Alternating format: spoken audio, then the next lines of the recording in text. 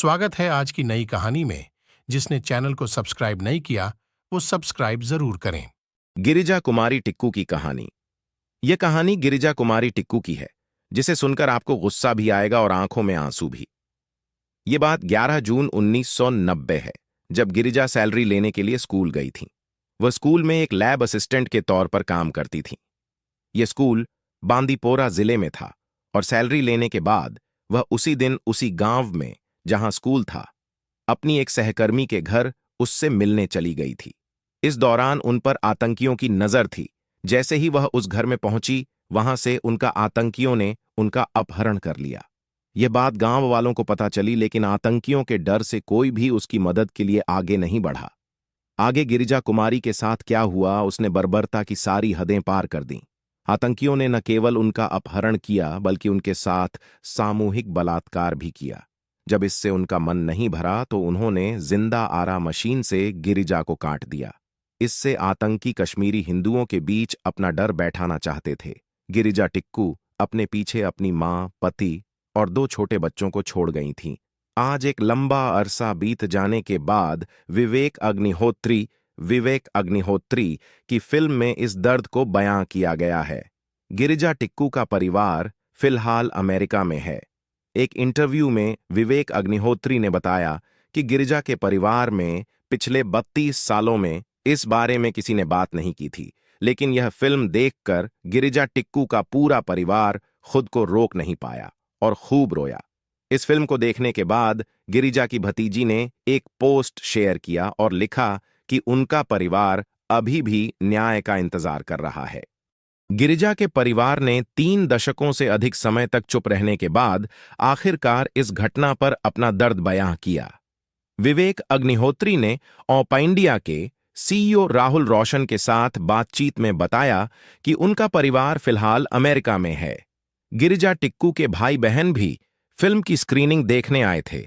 विवेक अग्निहोत्री ने उनको रुकने के लिए भी बोला, लेकिन वह नहीं रुके, वह चले गए। हालांकि बाद में उन्होंने उनको मैसेज करके कहा, पिछले 32 साल से परिवार में किसी ने कभी गिरिजा दीदी का नाम नहीं लिया और इस विषय पर कभी कोई बात नहीं हुई। फिल्म देखने के बाद पहली बार हम लोग रात में बैठकर उनके बारे में बात की। हम लोग रोए और ऐसा लगता है कि हमारी फैमिली में हीलिंग प्रोसेस शुरू हो गया। वीडियो में यह बात आप 12 मिनट के बाद सुन सकते हैं। इसके अलावा विवेक ने कश्मीर में 90 के दशक में हुए नरसंहार पर बात करते हुए कहा कि हिंदुओं के प्रति नफरत का भाव स्पष्ट था। संदेश साफ था, या तो धर्म बदलो या कश्मीर छोड़ दो। जो यह स्वीकार नहीं करते उन्हें मार दिया जाता। हिंदुओं को अपने घर की महिलाओं को घाटी में छोड़ कश्मीर छोड़ने तक की धमकियां दी गई। कश्मीर में हुए नरसंहार में हिंदुओं के साथ साथ सिख समुदाय के लोग भी मारे गए। सिखों की हत्या भी उनके धर्म की वजह से हुई, ना कि आर्थिक वजहों से, जैसा कि बरखा दत्त जैसे लोग बताते हैं। उन्होंने यह भी बताया कि 2020 में एक बड़े ओटीटी प्लेटफॉर्म ने फिल्म के राइट्स खरीदने के लिए संपर्क किया, मगर उनकी शर्त थी कि वो फिल्म में इस्लामी आतंकवाद हटाकर हिंदू आतंकवाद शब्द का इस्तेमाल करेंगे। हालांकि अग्निहोत्री ने इससे साफ इनकार कर दिया। इसे आप वीडियो में 27 मिनट के बाद सुन सकते हैं। वहीं फिल्म देखने के बाद गिरिजा के परिवार ने इस घटना पर चुप्पी तोड़ी। उनकी भतीजी सीधी रैना ने इंस्टाग्राम पोस्ट शेयर किया। इसमें उन्होंने कहा कि उनके परिवार को अभी भी न्याय का इंतजार है। पोस्ट में वह कहती हैं, द कश्मीर फाइल्स दुनिया भर में रिलीज हो गई है। यह फिल्म उन भयानक रातों को दिखाती है जिनसे न केवल उनका परिवार गुजरा, बल्कि हर कश्मीरी पंडित परिवार गुजरा। उनके पिता की बहन गिरिजा टिक्कू एक यूनिवर्सिटी में लाइब्रेरियन थीं। वह अपनी सैलरी लेने के लिए गई थीं। वापस आते वक्त वह जिस बस में सवार थी उसे रोक दिया गया, और इसके बाद जो हुआ उसे सोचकर अभी भी उनकी रूह कांप जाती है। आंख आंसुओं से और मन घृणा से भर उठता है। गिरिजा के साथ इस्लामिक जिहादियों ने किया सामूहिक दुष्कर्म। आतंकियों ने गिरिजा टिक्कू को अपहरण करने के बाद गांव से दूर ले गए और उनके साथ कई दिनों तक सामूहिक दुष्कर्म किया। सिर्फ इतना ही नहीं, उन्हें कई तरह की यातनाएं भी दीं।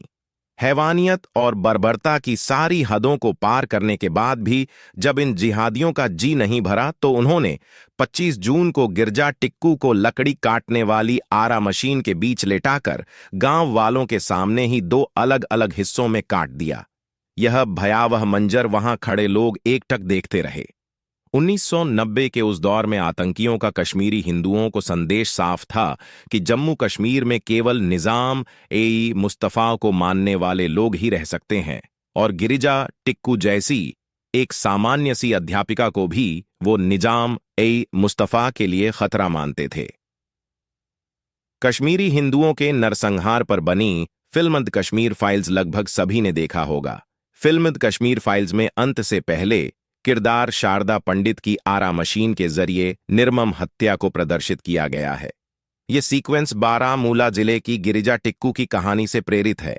असल में गिरिजा टिक्कू के साथ जो हुआ था वो खौफनाक फिल्म के प्रदर्शित दृश्यों से भी ज्यादा खौफनाक था। अपने पीछे छोड़ गईं अपने 2 मासूम बेटे और बेटी। गिरिजा टिक्कू अपने पीछे 26 वर्षीय पति, 4 साल का बेटा और 2 साल की बेटी छोड़ डीज गईं। 1990 में कश्मीर में हुए इस हादसे पर वहां के स्थानीय लोग चुप रहे। हाल ही में आई विवेक अग्निहोत्री की फिल्म द कश्मीर फाइल्स में भी इस दर्दनाक और भयावह मंजर को दर्शाया गया है। आप कल्पना कर सकते हैं कि आखिरकार वो दौर, वो मंजर कैसा रहा होगा जब गिरजा टिक्कू को आरा मशीन के बीचों बीच लेटाकर 2 हिस्सों में काट दिया गया। गिरजा टिक्कू के अलावा सैकड़ों हजारों ऐसे निर्दोष मासूम लोगों को इन इस्लामिक जिहादियों ने 1990 में अपना शिकार बनाता था। गिरिजा टिक्कू के बलिदान दिवस पर हम उन्हें अपनी श्रद्धांजलि अर्पित करते हैं। उनका बलिदान देश हमेशा याद रखेगा। उनका बलिदान आतंक के खिलाफ अपनी आवाज को हमेशा बुलंद करता रहेगा।